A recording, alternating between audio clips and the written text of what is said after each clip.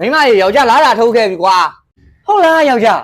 အေးမိမမနေ့ကဟင်းကောင်းလေးချက်ကွာချက်ကျွေးပါမယ်အိမ်ဦးနဲ့ကြီးရဲ့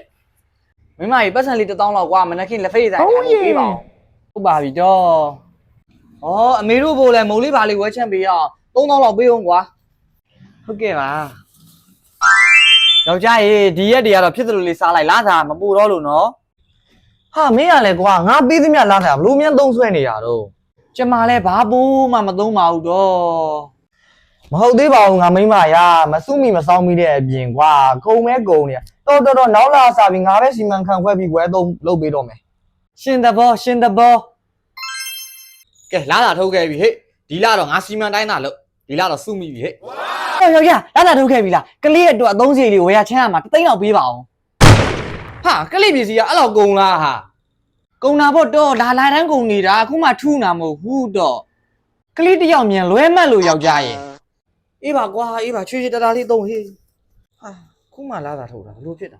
ငါဒါတော့ရအောင်စုမယ်ကွာယောက်ျားကြီးညနေကြလို့ရှိရင်အမေတို့ရင်သွားမှာအမုံလေးပါလေးဝဲသွားမှာပတ်စံလေးပါလေးပေးပါအောင်တော့ငါမိမကြီးပေးစရာမရှိတော့ဘူးငါတော့မှငါမေစီက3သိန်းရှိထားတာဟေးတလားငါစုမိမမှန်တာမပူပါဘူးကွာကုန်တာပါပဲရှင်လက်တွေ့ငွေကင်သုံးတော့နားလည်ပြီမလားကျမဘာမှမသုံးပါဘူးဆိုတာကို